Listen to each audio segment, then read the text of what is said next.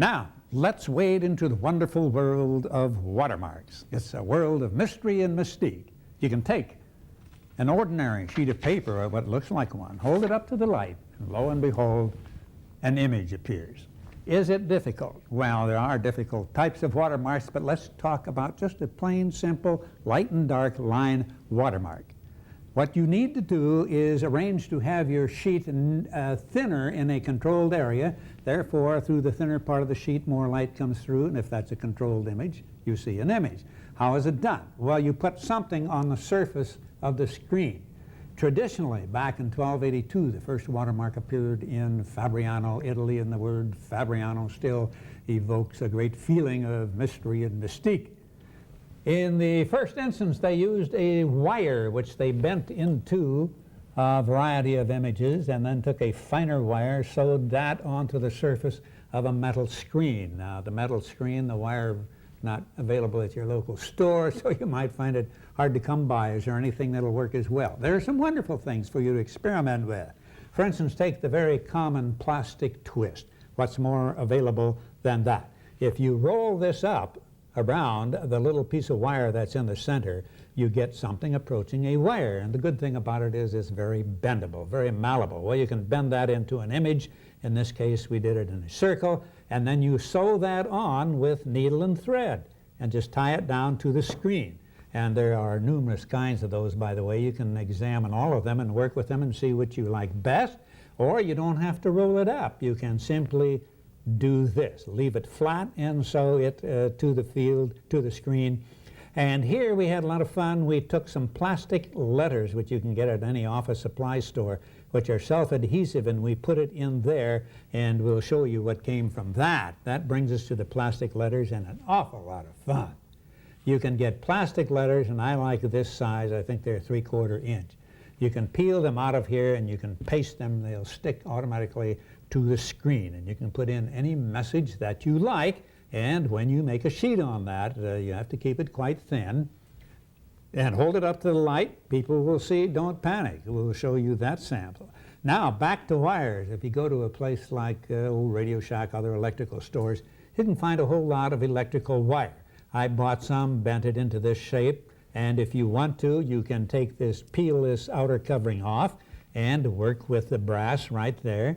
That there's not that much difference. This will be a little thinner, less in diameter than that.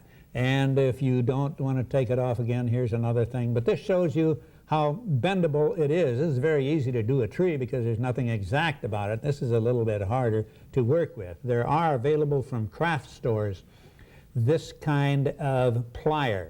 This has a round member here and will help you in doing round things. This has a square member here and will help you in doing sharper turns. So you do have that available. Now, the best thing that I have found, and I just discovered it recently, is solder. It is amazingly malleable. I mean, you can bend it very easily. So if you use that, you just find very little problem at all. You can bend very fine things like this. This is my initial AEG. I will sew a member in there to complete the A, but that took very little time at all. And what I found out even more recently and more exciting, I can take a cookie cutter or any other image, and this is so malleable that I can hold this down right here and bend that in that fashion, putting it right up there, and just carry that around the whole frame, and look, you have reproduced it, and you can sew that with thread and needle onto the surface of the screen. So you have a world of things to work with in a simple light and dark watermark, and if you want to do a triangle, you can employ a nail frame so that you can take whatever you're using and bend that around there, and that will make it a lot easier. So there's a whole world to work with, drawing out an image that you want and then putting in nails to serve as your guide. Well, we'll show you how simple it is. That's the hard part. If once you get your image on here, you make a sheet of paper just exactly as you would any other normal sheet, following the directions that we have in the kit. That's all there's to it. We'll show you just briefly the forming of a sheet. It's really not that exciting probably because it duplicates actually, but we want to do this so that you do see it. We have the plastic letters. For that, we need a thinner sheet because they're hardly raised up above the screen at all. When you do this, run this until it is absolutely down to individual fibers, no chunks. And you do that, lift it up, and we'll probably be able to see the letters through the very thin layer of pulp that we have put down. And there we are indeed. We have it right there. And when we see a very even density over the letters, then we have our best watermark. If you don't like what you see, just refloat the fibers and do it over again. And you simply put that over there and start your regular process of water removal, cooching it off, putting it between cooch sheets, pressing it. And here again, by far better under pressure of press or this, but you can dry these with heat. Well, let's take a look at a couple of samples from what we've shown you. Now, when you get your finished sheet, you can hold it up to a window or a light bulb. We've put it on a light board here. And this is the little circle we made by rolling up the plastic twist and sewing it onto the screen. Certainly lots of fun. Remember, we said you didn't have to roll the plastic twist, and there is the flat one, and there's our favorite little ice wagon.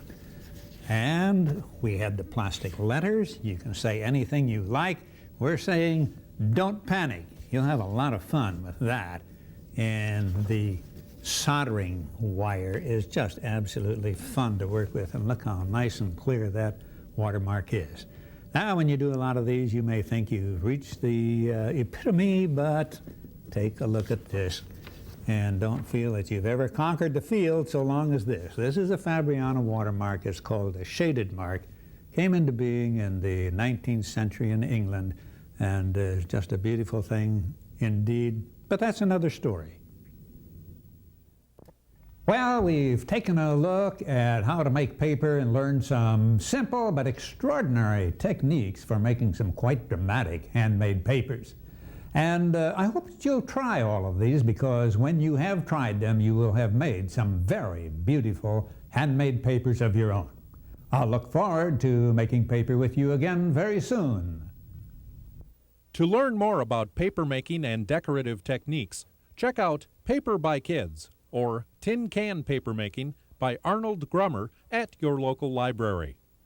Arnold Grummer has a full line of papermaking kits and supplies, including classroom kits, books, videos, specialty pulps, cotton linters, and a press. Check your local dealer or write to Greg Markham Incorporated, Post Office Box 13245, Milwaukee, Wisconsin 53213. This has been Fun with the Paper Mill with Arnold Grummer.